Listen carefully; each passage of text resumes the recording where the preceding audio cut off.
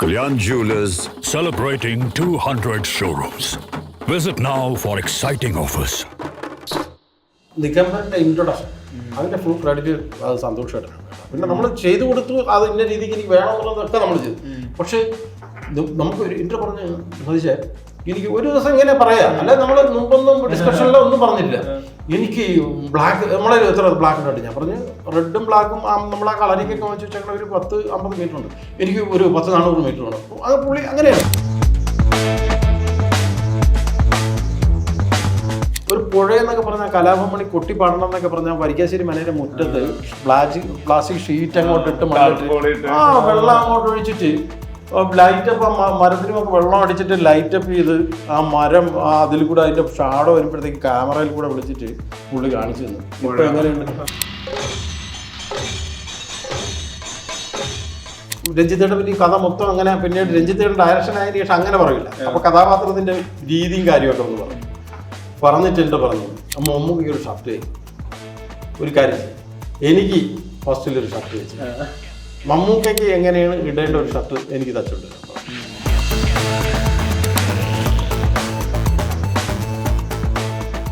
നമ്മളിപ്പോൾ ഇത്രയും സിനിമകൾ പറഞ്ഞു.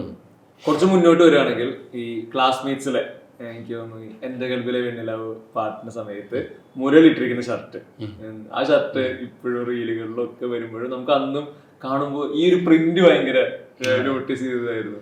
ആ ഷർട്ടിന്റെ ഒരു സെലക്ഷൻ എങ്ങനെയായിരുന്നു ശരിക്കും? അല്ല, അത് കാരണം ഞാൻ ആ കാലഘട്ടത്തിൽ എൻ്റെ കറക്റ്റ് സ്കൂളിൽ പഠിക്കുന്ന സമയമാണ് എൻ്റെ. അത് എങ്ങനെയെന്ന് വെച്ചാൽ അത് നമ്മൾ അത് ലാൽ ജോസ് അപ്പം പുള്ളിയുടെ ഞാൻ ചോദിച്ചു, ലാലേട്ടൻ്റെ ഞാൻ ചോദിച്ചു, ലാലേട്ടൻ എന്നണക്ക് ഒരു ഇതുണ്ട്.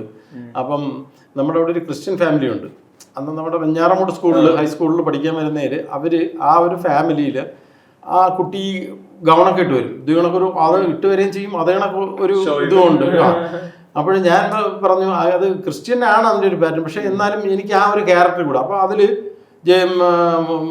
സെയിം ആള് ഇപ്പം ജയസൂര്യ ചെയ്യുന്ന അതേ ആളുണ്ട്, പൃഥ്വിരാജിന്റെ ക്യാരക്ടർ. ഇവരൊക്കെ നമ്മളെ മുമ്പാക്കിയ ആ സ്കൂളിലുള്ള കഥാപാത്രങ്ങളാണ്. ഇപ്പൊ അവരുടെയൊക്കെ പേര് പറയണമെന്നുണ്ടെങ്കിൽ ഇപ്പൊ എല്ലാവരും അങ്ങനെ SFIയുടെയും KSUടെയും 2 ടീമിന്റെയും ആൾക്കാരും ഉണ്ട്. ഈ ഇതേണക്കുള്ള പെൺകുട്ടി ക്യാരക്ടറുണ്ട്. അങ്ങനെ പറഞ്ഞ അങ്ങനെയുള്ള ഒരു സാധനം ഉണ്ടെന്ന് നാച്ചുറലായിട്ട് അങ്ങനെ പിടിക്കാനാണ് പറഞ്ഞത്.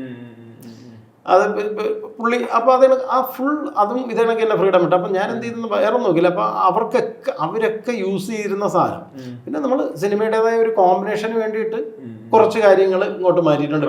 സെയിം ഇവൻ്റെ ഇതൊക്കെ എന്ന് പറഞ്ഞാൽ മറ്റേ ഇയാളുടെ കയ്യിലൊക്കെ പിന്നെ ആ കറക്റ്റ് അങ്ങനെ പാടുന്ന ആ നരേനിട്ടേക്കുന്ന കോസ്റ്റ്യൂമൊക്കെ അങ്ങനെ തന്നെ ഇട്ട് വരുന്ന ആൾക്കാരുണ്ട്. കളറൊക്കെ വെച്ചൊന്ന് അടിച്ച് ഡ്രസ് അങ്ങനെയുള്ളൊരു ബ്ലൂ ഷർട്ട് അതിലൊക്കെ ചെക്ക് അങ്ങനെയൊക്കെ അടിച്ച് വരുന്നവർ അങ്ങനെ തന്നെയാണ് ക്യാരക്ടർ സ്കൂളിൽ നിൽക്കുമ്പോൾ.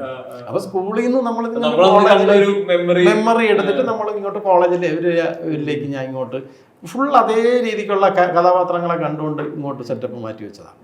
ഈ ക്ലാസ്മേറ്റ്സ് പറയുന്ന ഒപ്പം തന്നെ പൃഥ്വി പെട്ടെന്ന് മനസ്സിലോട്ട് വന്നപ്പോഴേ ഈ ആനന്ദഭദ്രം എന്ന് പറയുമ്പോൾ നമ്മുടെ മനസ്സിലോട്ട് ആദ്യം വരും ദിഗംബരൻ. ഫസ്റ്റ് ആ ഒരു ചാട്ടം വരവ് പരിപാടികളുണ്ടല്ലോ. ദിഗംബരൻ ഇപ്പൊ ക്യാരക്ടറിന്റെ പേപ്പറിൽ വായിക്കുന്നുണ്ട് അല്ലെങ്കിൽ പറഞ്ഞു തരുന്നുണ്ട്. ഇതിനൊരു റെഫറൻസ് പോലെ ഒന്നുകൂടെ വായിക്കുന്നുണ്ടായിരിക്കും. ഇയാൾ ഇങ്ങനെയാണ്, മാന്ത്രികനാണ്, ഇയാൾക്ക് മുത്തശ്ശൻ ഉണ്ടായിരുന്നു, അയാൾ എങ്ങനെയാണ്, മറ്റേ വർഷത്ത് ഒക്കെ കേൾക്കുന്നുണ്ട്. ഇനി ഇയാള് ഞാൻ കണ്ട കാഴ്ചയിലുള്ള ദിഗംബരന്റെ കോസ്റ്റ്യൂമിനാണ് പ്രേക്ഷകർ കാണാൻ പോകുന്നത്. ദിഗംബരന്റെ ഒരു ഫൈനൽ ഡിസൈൻ എങ്ങനെയാണ്? അത് നിഗംബരൻ്റെ ഒരു കാര്യം എന്ന് വെച്ചാൽ അത് നമ്മൾ കോസ്റ്റ്യൂംസും അയാൾ നിൽക്കുന്ന സമയത്തുള്ള എല്ലാ സാധനവും അത് ആ പടത്തിനും അതിനൊക്കെ തന്നെ ഡൈ ചെയ്താണ്. നമ്മൾ മുണ്ടുകളും ഇയാൾക്കുള്ള മുണ്ടുകളൊക്കെ അന്ന് ഇന്നത്തെ കണക്ക് ആ പടം ഷൂട്ട് ചെയ്യുമ്പോഴും അത്രയും കളറുകളൊന്നും കിട്ടില്ല. അന്ന് കസവിന്റെ മുണ്ടുകൾ ഡൈ ചെയ്തിട്ടുണ്ട്. കസവ് മുണ്ട് ഡൈ ചെയ്താണ് നെടുമുടി ചേട്ടനൊക്കെ ആ ഒരു തമ്പുര അതൊക്കെ ഈ നമ്മൾ അത് പിന്നെ ബേസ് അത് ടോട്ടൽ ഞാൻ മ്യൂറലിന്റെ ബേസിൽ നിന്നിട്ട് ആ പടം ചെയ്തതാണ്. മ്യൂറലിൽ നിന്ന് മാറിയിട്ടില്ല. സന്തോഷമായിട്ടും പറഞ്ഞു നമുക്ക് ആ മ്യൂറൽ പെയിന്റിങ്സിന്റെ രീതിക്കായിരിക്കണം ഇങ്ങനെ വരുന്ന ക്യാരക്ടറുകളെ ഡിസൈഡ് ചെയ്യാം. പിന്നെ ഈ ആ നിഗംബറിന്റെ ഇൻട്രൊഡക്ഷൻ അതിന്റെ ഫുൾ ക്രെഡിറ്റ് അത് സന്തോഷമായിട്ടാണ് കേട്ടോ. പിന്നെ നമ്മൾ ചെയ്തു കൊടുത്തു, അത് ഇന്ന രീതിക്ക് എനിക്ക് വേണമെന്നുള്ളതൊക്കെ നമ്മൾ ചെയ്തു. പക്ഷേ നമുക്ക് ഒരു ഇൻട്രോ പറഞ്ഞ് ചോദിച്ചാൽ എനിക്ക് ഒരു ദിവസം ഇങ്ങനെ പറയാം, അല്ലെ നമ്മൾ മുമ്പൊന്നും ഡിസ്കഷനിലോ ഒന്നും പറഞ്ഞില്ല. എനിക്ക് ബ്ലാക്ക് നമ്മളെ എത്ര ബ്ലാക്ക് ഉണ്ട്, ഞാൻ പറഞ്ഞു റെഡും ബ്ലാക്കും നമ്മൾ ആ കളറിക്കൊക്കെ വെച്ച് വെച്ചാൽ ഒരു 10-50 മീറ്റർ ഉണ്ട്, എനിക്ക് ഒരു 10-400 മീറ്റർ വേണം. അപ്പോൾ അത് പുള്ളി അങ്ങനെയാണ്. അത് അല്ലാതെ ഇന്നതാണെന്നൊന്നും പറഞ്ഞു. എനിക്കൊരു 10-200. ഞാൻ പറഞ്ഞു എന്തൊക്കെയാണ് നല്ല ഫ്ലോ ആവണം, ഒരാൾ ചാടുമ്പോൾ ഇങ്ങനെ പറന്ന് വരണം. അപ്പം ഞാൻ പറഞ്ഞു എന്താണ് നമുക്ക് ദിഗംബരൻ്റെ ഇൻട്രൊഡക്ഷൻ അങ്ങനെയൊക്കെ പറയുള്ളൂ. അവിടുന്ന് ഇങ്ങനെ പറഞ്ഞു അവനെ ഈ പറത്തി വിടല് എങ്ങനെ പറ്റും, അത് നമുക്കൊരു 10 മീറ്ററൊക്കെ പറത്തി വിടാം, എന്ത് ചെയ്യാൻ പറ, അത്രയ്ക്ക് നൈസ് എടുക്കാന്ന് പറഞ്ഞു. അങ്ങനെ ഞാൻ പിന്നെ പോയിട്ട് തൃശ്ശൂർ വന്നിട്ട് കംപ്ലീറ്റ് എടുക്കാൻ പറ്റുന്നതിൻ്റെ അത്രയും ക്ലോത്തുകൾ എടുത്ത്, അപ്പം നമുക്ക് 16 മീറ്റർ 22 മീറ്റർ ഇങ്ങനെയൊക്കെയാണ് ഓരോ റോള് വരുന്നത്. അപ്പോൾ ഇത് അതിൻ്റെ എടുത്തിട്ട് പിന്നെ നമ്മൾ ജോയിൻ ചെയ്യണം. അപ്പോൾ എൻ്റെ ഒരു ദിവസം ഇതേനൊക്കെ ഇരിക്കുമ്പോഴത്തേക്ക് നമുക്കൊരു കാര്യം ചെയ്യണം, ഈ അവിടുന്ന് ക്ലോത്ത് ഇട്ടിട്ട് അയാൾ ഇവിടുന്ന് ചാടുമ്പോൾ ആ ബിൽഡിങ്ങിൻ്റെ മേളിലിട്ടിട്ട് അപ്പോൾ നമ്മൾ ഓക്കെ അത് പല ദിവസമായിട്ട് പറഞ്ഞ് നമ്മൾ ഈ ക്ലോത്ത് എടുത്ത് അതിനെ ഈ പറഞ്ഞ കണക്ക് വാഷ് ചെയ്ത് അതിൻ്റെ മാക്സിമം അതിൻ്റെ ഗമ്മൊക്കെ കളഞ്ഞ് അതിനെ ഫോളാക്കി എടുത്ത് വെച്ചു. ഒരു ദിവസം എനിക്ക് എന്തോട്ടും പറഞ്ഞ് നമുക്കത് എടുക്കാമെന്ന് പറഞ്ഞിട്ട് ഈ സാധനങ്ങൾ ഇട്ട് നമ്മളെല്ലാം പിടിച്ചു കൊടുത്ത് അവിടുന്ന് പിന്നെ നമ്മൾ അതിൻ്റെ ഒരു രീതി പിന്നെ എന്ന് പറഞ്ഞാൽ അതിൻ്റെ പിന്നെ ഫോട്ടോഗ്രാഫി പിന്നെ സന്തോഷമായിട്ട് കട്ട് ചെയ്ത് ഓരോ സാധനം നമ്മൾ പടം വരുമ്പോഴത്തേക്കുണ്ടല്ലോ അത് അങ്ങനെ. കാരണം അത് നമ്മുടെ ആരെയില്ല, അത് പുള്ളി ഇങ്ങനെയാണ് ഓരോ സമയത്തും പുള്ളിയുടെ വർക്ക് ചെയ്യുമ്പോഴോ അയ്യോ അത് ഈ പറഞ്ഞ കണക്ക് വല്ലാത്തൊരു സ്ഥലമാണ്. നമുക്ക് ഓപ്പണാണ് സിനിമ. പുള്ളിയുടെയൊക്കെ നിന്നാൽ നമുക്ക് അടുത്ത് സംവിധാനം ചെയ്യണമെന്ന് തോന്നിപ്പോവും, ഒരു പടം ഡയറക്റ്റ് ചെയ്യണമെന്ന് പോലും തോന്നിപ്പോവും സന്തോഷ് ഏട്ടൻ്റെ കൂടെയൊക്കെ നിന്ന് കഴിഞ്ഞാൽ. അത്ര ഓപ്പണായിട്ട് എല്ലാ സാധനവും നമ്മളെ കണ്ണു മുമ്പിൽ വെച്ചിട്ട് ടെക്നിക്കലി കാണിച്ചു എന്ന്. ഒരു പുഴയെന്നൊക്കെ പറഞ്ഞാൽ കലാഭമണി കൊട്ടിപ്പാടണം എന്നൊക്കെ പറഞ്ഞാൽ വരിക്കാശ്ശേരി മനയുടെ മുറ്റത്ത് പ്ലാസ്റ്റിക് ഷീറ്റ് അങ്ങോട്ട് ഇട്ട് മണ്ണിട്ട് വെള്ളം അങ്ങോട്ട് ഒഴിച്ചിട്ട് ലൈറ്റപ്പ് മരത്തിനുമൊക്കെ വെള്ളം അടിച്ചിട്ട് ലൈറ്റപ്പ് ചെയ്ത് ആ മരം അതിൽ കൂടെ അതിൻ്റെ ഷാഡോ വരുമ്പോഴത്തേക്ക് ക്യാമറയിൽ കൂടെ വിളിച്ചിട്ട് പുള്ളി കാണിച്ചു തന്നു. ഇപ്പൊ എങ്ങനെയുണ്ട്? അന്നൊരു ദിവസം വൈകുന്നേരം വന്നിട്ട് ഇതാണ് കണക്ക് പറയാ ഇതേനൊക്കെ സംഭവം ചെയ്യണം. എന്നിട്ട് ആ മരത്തിലായിട്ട് ഇത് കഴിഞ്ഞ് ഒരു പുള്ളി ഈ മരത്തിൽ ഇത്രയും മറ്റേ ഫയർഫോഴ്സെ കൊണ്ടുവന്ന് വെള്ളം അടിച്ചിട്ട് ഷൂട്ട് തുടങ്ങി ഒരു അരമണിക്കൂർ കഴിയുമ്പോഴല്ലോ ഭയങ്കര ചൂടായിട്ടിരിക്കുന്ന സമയത്ത് ഭയങ്കര മഴ. അപ്പൊ എല്ലാവരും കയറി. അപ്പോൾ തന്നെ പുള്ളി പറഞ്ഞ് പെട്ടെന്ന് ഒരു സാധനം അടിക്കാൻ പറഞ്ഞു. അതിന് മുമ്പ് മഴയത്ത് ഷൂട്ട് ചെയ്യാന്ന് പറഞ്ഞിട്ട് ആ ഒരു ക്യാമറ വയ്ക്കാൻ മാത്രം ഒരു ടെൻറ്റ് അടിച്ചിട്ട് മഴയത്താണ് ആ പടം ഷൂട്ട് ചെയ്തേക്കുന്നത്. ഓഹ് അത് അന്ന് ഒരു 3-4 മണിക്കൂറുണ്ട്. പിന്നെ സന്തോഷം പിന്നെ ക്യാമറ കയ്യിലെടുത്ത് വെച്ചാൽ ഏത് രീതിക്കുണ്ടോ അത് അപ്പോഴും അത് ഇങ്ങനെ ആട്ടി എന്തൊക്കെയാണെന്ന് വെച്ചാൽ നമ്മൾ ഈ കോസ്റ്റ്യൂം നമ്മൾ നല്ലത് ചെയ്തു കൊടുത്താലും നല്ലൊരു ഫോട്ടോഗ്രാഫർ ഒരു ക്യാമറമാൻ വിഷ്വൽസ് അത് അതിൻ്റെ ഒരു രീതിയും അത് ഭയങ്കര കാര്യമാണ്. അനന്തപത്രം എന്നൊക്കെ പറയുന്ന ഒരു പടത്തിൽ യൂസ് ചെയ്തിരുന്ന കാവ്യെന്ന് യൂസ് ചെയ്തേക്കുന്ന കളറൊന്നും നമുക്ക് പുറത്ത് കാണിക്കാൻ പോലും കൊള്ളില്ല. സാറ്റിന്റെ ധാവണിയൊക്കെയാണ് അതിലിട്ടേക്കുന്നത്. അങ്ങനെ സാറ്റിനൊക്കെ മജന്തയൊക്കെ ഇട്ടിട്ട് സാറ്റിനൊക്കെയാണ് ഇട്ടിട്ടാണ് ഇത്. ഞാൻ 2 കോട്ടണും ഇതും എടുത്ത് വെച്ചു. അപ്പൊ എന്റെ കുറച്ച് ഗ്ലേസ് ഉള്ളത് വേണം എന്ന് പറയുമ്പോൾ കോട്ടൺ ഇതും എടുത്ത് വയ്ക്കുമ്പോൾ പുള്ളി ഇത് കൊടുക്കണം, ഇത് വേണം. ഞാൻ വിളിച്ചിട്ട് ഇത് നാച്ചുറാലിറ്റി അത് നോക്കട്ടെ, ഇത് നാച്ചുറാലിറ്റി ഒന്നുമില്ല. അപ്പൊ അതാണ് അതൊരു സന്തോഷമായിട്ടാണ് കൂടെ അത്. അപ്പൊ പിന്നെ നമ്മൾ പിന്നെ ആ റൂട്ടിലേക്ക് കയറും. കാവ്യമാധവന്റെ ആ സിനിമയിലെ ഏറ്റവും ഹിറ്റായ ലുക്കിലുള്ള ധാവണിയും പിന്നെ മറ്റേ ആ നിൽക്കുന്ന ഒരു പാട്ട് പാട്ട് ഓരോ ഫ്രെയിമും ഓരോ പെയിന്റിംഗ് അവിടെയാണല്ലോ. ആ വരിക്കാശ്ശേരി മനയിലെ തോറും അപ്പോഴെപ്പോഴും ഓരോ സ്റ്റിക്കർ ഒട്ടിക്കും ആ സ്ഥലത്ത് വയ്ക്കും. അവിടെ നമ്മൾ ആ കോസ്റ്റ്യൂംസും മേക്കപ്പും എല്ലാം കൂടെ അതിനെ അടിച്ച് ആ പാട്ട് ചെയ്യുമ്പോ ഈ നേരത്തെ പറഞ്ഞ അല്ലല്ല അത് ഫോട്ടോസ് വെച്ച് തന്നെയാണ് ചെയ്തേക്കുന്നത്. രവിവർമാസ് പെയിന്റിങ്സിന്റെ ഫോട്ടോ വെച്ച് തന്നെയാണ് അത് ആ പടങ്ങൾ അതിന്റെ മേക്കപ്പും കോസ്റ്റ്യൂം ആർട്ടും നമ്മൾ ചെയ്ത് റെഡിയാക്കിയേക്കുന്നത്. പിന്നെ അതിന് നമ്മൾ പ്രതീക്ഷ അത് മുമ്പേ ഡിസ്കഷനിലുണ്ടായിരുന്നു അങ്ങനെ ഒരു സോങ് ഉണ്ടെന്ന്. പക്ഷെ നമ്മൾ പ്രതീക്ഷ ഏതെങ്കിലും ഒരു വലിയ ഫ്ലോറിൽ ഭയങ്കര സെറ്റാക്കി ഇട്ടിട്ടാണ് പുള്ളി ഒരു ദിവസം ഇവിടെ ചെയ്താൽ മതി, അത് വേറെ എങ്കിലും പോകാൻ പറ്റില്ല എന്ന് പറഞ്ഞാൽ അപ്പോഴാണ് നമ്മള് സന്തോഷമായിട്ടൊക്കെ ചെയ്യുന്ന അത് എല്ലാ സാധനവും അങ്ങനെയാണ്. ഇപ്പൊ 27 കിലോമീറ്റർ ഷിഫ്റ്റ് ചെയ്ത് പോകാനായിട്ട് പ്രൊഡക്ഷൻ്റെ എല്ലാ സെറ്റപ്പ് ഒരു അമ്പലത്തിൽ നിന്ന് വരുന്ന ഒരു സീനുണ്ട്. ഈ ഒരു സ്ഥലത്ത് വഴക്ക് നടക്കുമ്പോൾ അവിടെ ഷൂട്ട് ചെയ്തിട്ട് പറഞ്ഞ് നമുക്ക് അടുത്ത മറ്റേ സെറ്റപ്പ് ചെയ്യാന്ന് പറഞ്ഞ അസോസിയേറ്റിനെ വിളിക്കുമ്പോൾ പറഞ്ഞ് നമുക്ക് ഇവിടുത്തെ ഷിഫ്റ്റ് ഉണ്ടോ? ഷിഫ്റ്റ് തോന്നി ഉഗ്ര ലൊക്കേഷനിൽ ഇവിടെ ആരെങ്കിലും 2-3 പേരെ ഒരു പ്രസാദം കൊണ്ട് പാസ് ചെയ്തിട്ട് അവിടെ അമ്പലത്തിന്റെ എവിടെയെങ്കിലും പോകണ്ടെന്ന് പറഞ്ഞു. അപ്പൊ ആ പടം കാണുമ്പോഴത്തേക്ക് അമ്പലത്തിൽ പോയിട്ട് 2-3 ആ പാസ് ഒരു കാവ്യം കൊണ്ടൊക്കെ എടുത്തിട്ട് ഒരു സ്വാമി കൊണ്ട് ഒരാളെ വഴി പോണു. ഇവര് അമ്പലത്തിൽ പോയിട്ട് പ്രസാദം എടുത്തിട്ട് അപ്പോഴും നമ്മൾ ആലോചിക്കും സിനിമയ്ക്ക് ഇതൊക്കെയല്ലേ വേണ്ട, അതല്ലാതെ എന്തിനാ നമ്മൾ പോയിട്ട് ഒരു അമ്പലത്തിന്റെ ബാക്ക്ഡ്രോപ്പിൽ വെച്ച് എന്നെ ഇത് ഷൂട്ട് ചെയ്യേണ്ട ആവശ്യം. അത് സന്തോഷേട്ടൻ്റെ അങ്ങനെ ഒരു ഇതാണ് അത്. സന്തോഷേട്ടൻ പിന്നെ എനിക്ക് പിന്നെ സന്തോഷന്റെ വർക്ക് ചെയ്യുമ്പോൾ ഭയങ്കര ഒരു സംഭവം ഉണ്ടാകും. നമ്മ ബിഫോർ ദ റെയിൻ എന്ന് അത് ഒരു വല്ലാത്ത എക്സ്പീരിയൻസ് ആയിരുന്നു. അതിനും ഈ പറഞ്ഞ കണക്ക് അത് ആ ഒരു അങ്ങനത്തെ ഒരു സെറ്റപ്പിൽ നിന്നിട്ട് ഇന്ന് വരെയും പിന്നെ ഒരു പടം ചെയ്യാൻ പറ്റിയിട്ടില്ല. അവിടെ ഈ പറഞ്ഞ കണക്ക് ആർട്ട് കോസ്റ്റ്യൂം എന്നൊക്കെ പറയുമ്പം അവരുടെ കൂടെ വർക്ക് ചെയ്യുമ്പോഴത്തേക്ക് നമുക്ക് കോസ്റ്റ്യൂം ഡിസൈനർ എന്നൊക്കെ പറഞ്ഞു കഴിഞ്ഞാൽ നമ്മൾ എന്ത് ചെയ്യുക, ഒരു സ്ക്രിപ്റ്റ് വായിച്ച് അതിൻ്റെ കറക്റ്റ് സാധനം എടുത്തിട്ട് കൊണ്ടുവന്ന് ഒരു ആർട്ടിസ്റ്റ് വരുന്ന ആ റൂമിൽ അവിടെ വച്ച് കഴിഞ്ഞാൽ ഒരു സാധനം നമ്മൾ ഇട്ട് കൊടുക്കാനോ ഒന്നിനും പോലും അവരെ തൊടാൻ പോലും പാടില്ല. അവരിട്ട് അവരാണ് അയൺ ബോക്സ് അവിടെ കൊടുക്കണം, അയൺ ചെയ്യണത് പോലും ആർട്ടിസ്റ്റാണ്. കൊണ്ടുവന്ന് മെറ്റീരിയൽ റെഡിയാക്കി വെക്കുക, വാഷിംഗ് ഉണ്ടെങ്കിൽ നമ്മൾ വാഷ് ചെയ്തിട്ട് അവിടെ കറക്റ്റ് ഏതൊക്കെയാണെന്നുണ്ട് വയ്ക്കണം. അവര് ലിസ്റ്റ് നോക്കിയിട്ട് അവരാണ് അതിൽ നിന്ന് എടുത്തിട്ട് അന്നത്തെ സാധനം ഏതൊക്കെ വേണമെന്നുള്ളത് ഇത് ഭയങ്കര പ്രൊഫഷണൽ ആയിട്ട് അതൊരു വല്ലാത്തൊരു എക്സ്പീരിയൻസ് ആയിരുന്നു ആ പടം. ഈ അനുഭവത്തിൽ ചോദിക്കുകയാണെങ്കിൽ ഇതിൽ ഇത്രയും ക്യാരക്ടേഴ്സ് ഉണ്ട്, ഇവർക്ക് എല്ലാവർക്കും തുടക്കം മുതൽ സ്വഭാവമുണ്ട്. ഇപ്പോൾ പൃഥ്വിയുടെ ക്യാരക്ടർ വരുമ്പോൾ സാൻ ഫ്രാൻസിസ്കോ എന്ന് പറഞ്ഞ് അയാളുടെ കോസ്റ്റ്യൂമിൽ നിന്ന് ഷിഫ്റ്റ് വരുന്നുണ്ട്. ഈ പറഞ്ഞ ദിഗംബരന് ശേഷം പിന്നെ ദിഗംബരനുണ്ട്, കാവ്യയുടെ ക്യാരക്ടർ ഉണ്ട്, നെടുമുടി ചേട്ടനുണ്ട്, അനീഫക്കയുടെ ക്യാരക്ടർ ഉണ്ട്. എല്ലാ ക്യാരക്ടറിനും ഓരോ ഡിസൈനാണ്. ഇത് തുടക്കം മുതലേ ഈ കൃത്യമായിട്ട് ഓരോരുത്തരും ഫോളോ ചെയ്യുക അങ്ങനെ തീരുമാനം ഉണ്ടായിരുന്നു? തുടക്കം മുതൽ അങ്ങനെ അല്ലല്ല, അത് ഇന്റെ രീതിക്കാവണമെന്ന് നമ്മൾ എന്തായാലും നമ്മൾ ഇതുണ്ടല്ലോ. അതിപ്പോ നമ്മള് ഇപ്പൊ അത് എങ്ങനെ എഴുതി വെക്കുമെന്ന് വെച്ചാൽ ഇപ്പൊ അതിൽ ഏറ്റവും ഭയങ്കരമായിട്ട് നമ്മൾ എം ഡി സാറിന്റെ സ്ക്രിപ്റ്റ് വായിക്കുമ്പോൾ എം ഡി സാറിന്റെ സ്ക്രിപ്റ്റ് വായിക്കുമ്പോഴത്തേക്ക് എം ഡി സാറിന്റെ സ്ക്രിപ്റ്റുകളിൽ വളരെ ഇതായിട്ട് എഴുതിയേക്കും, ഒരു ഡീറ്റെയിൽ എഴുതിയേക്കും.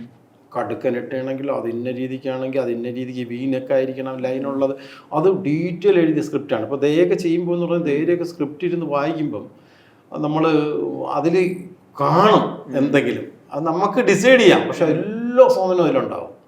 അപ്പോൾ അതേപോലെ തന്നെ നമ്മൾ ഇവരുടെ ഈ അല്ലാതെയുള്ള ഇപ്പം ഇപ്പം ഇതൊന്നും അങ്ങനെ കാണില്ല. ഇത് ഇന്ന കഥാപാത്രം നാട്ടിൻ പ്രദേശത്ത് തന്നെയാണ്.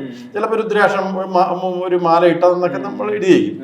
പക്ഷെ എങ്കിലും രുദ്രാക്ഷം മാല ഇട്ടേക്കുന്നില്ല, അതിൻ്റെ ബാക്കിയുള്ള കുറേ സാധനങ്ങൾ നമ്മൾ ചേർത്ത് വെച്ച് വേണം ഇതിൽ കാണിക്കാൻ. അപ്പോൾ നമ്മളൊന്ന് ഇപ്പോൾ ഷൂട്ട് നടക്കുമ്പോഴോ അല്ലെങ്കിൽ ബിഫോറോ നമ്മൾ ചോദിക്കും ഇന്ന ആളിന് ഇന്ന രീതിക്കുള്ള സംഭവം വയ്ക്കും. അപ്പോൾ നമ്മളത് തന്നെ ഇട്ട് നമ്മൾ റെഡിയാക്കും. പക്ഷെ നമ്മൾ എന്തെങ്കിലും ഒരു ഓപ്ഷൻ നമുക്ക് കാണുമല്ലോ, നമ്മളെ പെട്ടിക്കകത്ത് മറ്റേ ഇട്ടുകൊണ്ടൊന്ന് കാണിക്കുമ്പോഴത്തേക്ക് അവർ ഓക്കെ ആവാം. മേക്കപ്പ് ഇട്ട് ഇത് ഇട്ട് കോസ്റ്റ്യൂം ഇട്ട് മേക്കപ്പ് ഇട്ടിട്ട് കൊണ്ടുവന്ന് കാണിക്കും, ഓക്കെ. നമുക്ക് ധാരണയുണ്ടല്ലോ, നമുക്കൊരു കഥാപാത്രം വരണമെന്ന്. അല്ലാതെ ഇത് എല്ലാം ഇപ്പം സംവിധായകർ ഇന്ന രീതിക്ക് മൊത്തം പറഞ്ഞു തരികയല്ല ചെയ്യണം. നമ്മളും കൂടെ ഒരു ഇതുണ്ട്, നമ്മൾ അത് ചെയ്യാൻ പറയുമ്പോൾ ചിലപ്പം അവർ പറയും അതൊന്ന് ചെയ്ത് കാണിക്കൂ എന്ന് പറയും. ഇപ്പൊ എന്ത് കാര്യം അങ്ങനെയാണ്. ഇപ്പൊ നമ്മളിപ്പം കൺഫ്യൂഷൻ തീർക്കണ സോങ് എന്ന് പറഞ്ഞാൽ ആർക്കും അതിന്റെ ഒരു പാറ്റേൺ ഇല്ല. അപ്പൊ പടത്തിന്റെ ഒരു പാറ്റേൺ ആർക്കും ഇല്ലായിരുന്നു. അതിപ്പോ നമ്മൾ ഓരോന്ന് ചെയ്ത് ഞാൻ ഉണ്ടാക്കി കാണിച്ചു കൊടുക്കണേക്കണം. അപ്പൊ അത് ഓക്കെ എന്ന് അവർ പറയാം. ഇപ്പൊ കൺഫ്യൂഷൻ തീർക്കണ സോങ് എങ്ങനെ പിടിക്കാന്ന് ചോദിച്ചിരിക്കുമ്പോഴത്തേക്കാണ് ഞാൻ ഈ തന്നെ ഒരു ജുബ്ബയിട്ട് തലയിൽ കെട്ടി. അതിന് കുറച്ച് വിമർശനമൊക്കെ ഉണ്ടായിരുന്നു. അത് ഇങ്ങനെയാണ് ഞാൻ പറഞ്ഞല്ലോ, അത് നമ്മുടെ കൊയ്ത്തുകാരുടെ കേട്ടോ അയ്യ അത് വേണ്ട. പക്ഷെ അത് നമ്മുടെ മനസ്സിലുണ്ട്. പക്ഷെ അതിനൊരു അന്ന് അവിടെ അതിന് സപ്പോർട്ട് ചെയ്യാനായിട്ട് ഒരു വലിയ കലാകാരൻ രഞ്ജിത്ത് ചേട്ടൻ എന്ന് പറയുന്ന ആളുണ്ടായിരുന്നു. പുള്ളി ഓക്കെ അടിച്ചു, ഇത് ഓക്കെ ഉണ്ട്, അത് ഫുള്ള് ചെയ്യാൻ പറഞ്ഞു. അത് ഒന്നിന് നിർത്തണ്ട, അടുത്ത ഇതിലുമൊക്കെ അയാൾക്ക് ആ കെട്ടും കൊടുത്ത് ആ ബെല്ലുടെ കെട്ടിൽ വരുമ്പോഴത്തേക്ക് അത് ചെയ്തോളാൻ പറഞ്ഞു. അപ്പൊ അതങ്ങനെ അങ്ങ് പിടിച്ചു. അപ്പൊ അതാണ്, അപ്പൊ അത് നമ്മളെ ടേസ്റ്റിലുള്ള ഒരാള് സംവിധായകനോ അല്ലെങ്കിൽ ക്യാമറമാനോ ഒക്കെ അവിടെ ഉണ്ടെങ്കിൽ അതാവും. അതല്ല മറ്റെല്ലാവരും അയ്യോ ഇത് വേണ്ടെന്ന് പറഞ്ഞാൽ ആ സാധനം അതേണക്ക് പോയി, പിന്നെ അത് നമ്മുടെ കയ്യിൽ നിന്ന് പോയി.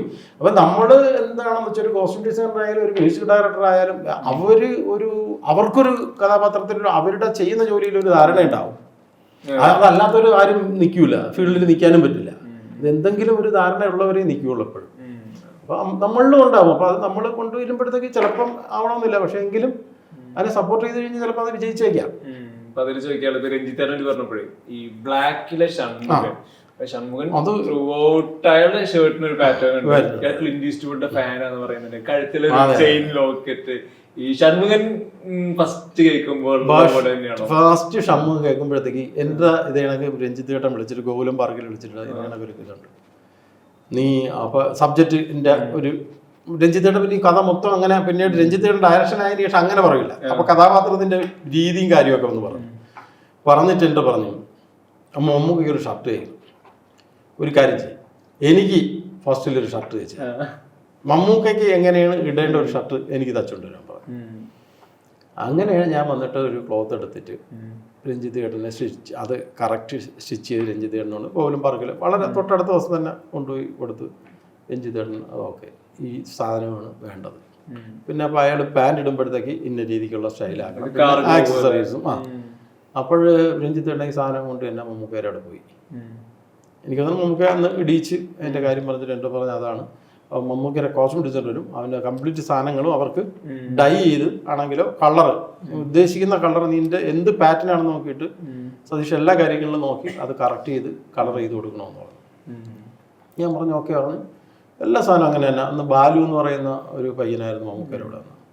അവൻ വന്ന് അവൻ്റെ കംപ്ലീറ്റ് അതിൻ്റെ പാറ്റേണും അതിൻ്റെ കളറും ഇതെല്ലാം കൂടെ അവൻ്റെ കൊടുത്തു. അവൻ പിന്നെ അത് അവരാണ് പിന്നെ അതിന് അങ്ങോട്ട് കണ്ടിന്യൂ. അപ്പോൾ ഡിസൈൻ ഉണ്ടാക്കി നമ്മൾ പാറ്റേണും ഇതിൻ്റെ കളറെല്ലാം ലിനൻ എടുത്തിട്ട് തന്നെ കംപ്ലീറ്റ് ഡൈ ചെയ്ത് അവർക്ക് കൊടുത്ത് അത് പിന്നെ സ്റ്റൈൽ ചെയ്യണം. പക്ഷെ അത് മമ്മൂക്കയുടെ കുറേ നാളുകൾക്ക് ശേഷം ഒരു ഭയങ്കര എനർജറ്റിക് ആയിട്ടുള്ള ഒരു കോസ്റ്റ്യൂംസ് ആയിരുന്നു.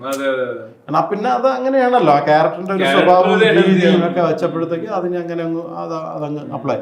അത് ഈ പറഞ്ഞ നേരത്തെ പറഞ്ഞാണ് ഇപ്പം രാജമാണിക്ക് കൊടുത്താലും. അതെ, ഞാൻ ഇപ്പൊ ഈ പറഞ്ഞ ബ്ലാക്കിനെ ആഡ് ഓൺ ചെയ്യാനുള്ളത് ഈ ലാൽ ഇതൊക്കെ മറ്റേ ഡെവിൻ കാർലോസ് പടവീടിന്റെ ഇയാളുടെ ഭയങ്കര ഹൈറ്റിന് നമുക്ക് ജസ്റ്റിഫൈ ചെയ്യാം. ഇയാളുടെ ഡോമിനൻസ് അതിന് എപ്പോഴും ഏറ്റവും ലോങ് ജുബ് വേറൊന്നും ആരോ ഒന്നും നോക്കില്ല. അതിന് ഒറ്റ ഇതില് ഞാൻ രഞ്ജിത്തേട്ടാ ഇതിന് ഈ പടവീടൻ എന്ന് കേട്ടപ്പോഴത്തെ ഞാൻ പറഞ്ഞു നമ്മുടെ സിറാജിക്കയുടെ കോസ്റ്റ്യൂം പിടിച്ചാൽ മതി ഇങ്ങനെ ഇരിക്കുന്ന. സിറാജിക്കയുടെ കോസ്റ്റ്യൂമിന്റെ ഒരു പാറ്റേണും അതിൽ നിന്ന് കുറച്ച് ലെങ്ത് ആക്കാം ലാലേട്ടനാകുമ്പോഴത്തേക്ക് ഒരു ജുബയുടെ. അപ്പോൾ പറഞ്ഞു അത് ഓക്കെ, അത് പിടിച്ചോളാൻ പറഞ്ഞു. സിറാജിക്ക് അറിയാം വലിയ എന്ന് പറഞ്ഞാൽ നമ്മുടെ രാജമാണിക്യത്തിന്റെ ഒക്കെ പ്രൊഡ്യൂസർ വലിയ വീട്ടിൽ പുള്ളിയുടെ ഒരു സ്റ്റൈലുണ്ട് പൊട്ടപെട്ടാന്ന് പറഞ്ഞ് വെട്ടിച്ചിട്ടിട്ട് വരുന്ന ക്യാരക്ടറിന്റെ ഒരു ഏരിയ അത് കണക്ക് തന്നെ. അപ്പോൾ ആ ഒരു സംഭവം തന്നെ അതല്ല കഥാപാത്രങ്ങൾ എനിക്ക് ഇപ്പോഴും ഞാൻ നമ്മൾ ഇവിടെയൊക്കെ വന്ന് ഇപ്പൊ നിങ്ങൾ കണ്ടാലും ഇപ്പൊ നമുക്ക് അങ്ങനെ കുറെ സാധനങ്ങൾ ഫീഡ് ചെയ്ത് വയ്ക്കും നമ്മള്. ഇത് പിന്നെ ഏതെങ്കിലും മൂവികളൊക്കെ നമ്മൾ കാണുമ്പോഴത്തേക്ക് എവിടെയെങ്കിലും ഇങ്ങനെ തറഞ്ഞു കിടക്കും, പെട്ടെന്ന് അത് വരും ആ സംഭവം. വ്യക്തികളെ അതേ കണക്ക് തന്നെയാണ്. വ്യക്തികളെ നമുക്ക് പെട്ടെന്ന് ഓരോ സംഭവം ഇപ്പം ഉദാഹരണത്തിന് ഞാൻ ഓർമ്മച്ചിപ്പിന്റെ ഡിസ്കഷന് പോയി ഇവിടെ ഒറ്റപ്പാലത്ത് ലോഹി സാറിന്റെ വീട്ടിലിരുന്ന്. അപ്പോൾ സബ്ജക്റ്റ് കേട്ടിട്ട് നമുക്ക് എന്ത് കോസ്റ്റ്യൂം പിടിക്കാന്ന് ഇങ്ങനെ എൻ്റെ ചോദിച്ചു. അപ്പോൾ ആര് ലാലേട്ടൻ്റെ ക്യാരക്ടറാണ് ഓർമ്മിച്ച് പറയാം ബിജു മേനോൻ.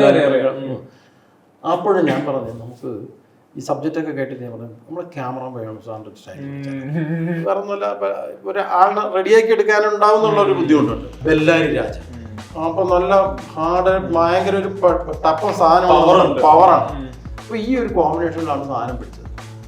അതിൽ കൊണ്ടുവന്ന് കണ്ടു രഞ്ജിത്തിടണം. ഇത് ഓക്കെയാണ്, അതിൻ്റെ കറക്റ്റ് ആ കക്ഷവും കാര്യമൊക്കെ വെച്ച് ഇത് ഓക്കെയാണ്. പിന്നെ എൻ്റെ പറഞ്ഞപ്പോൾ അയാൾക്ക് കുറച്ച് ജുവൽസും കാര്യമൊക്കെ ഇട്ടോ,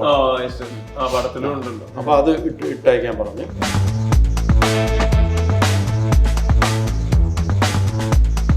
മമ്മൂക്കയാണ് അവിടെ നിന്ന് ഈ കഥയും കാര്യവും കഥാപാത്രം കേട്ടപ്പോഴത്തേക്കും ഈ ഒരു കളറിലേക്ക് കൊണ്ടുവന്നത്. ഇങ്ങനെയുള്ള സാധനങ്ങളിൽ കൂടെ ഈ കഥാപാത്രം കൊണ്ടുപോകാം, കളർഫുള്ളും ആകാം.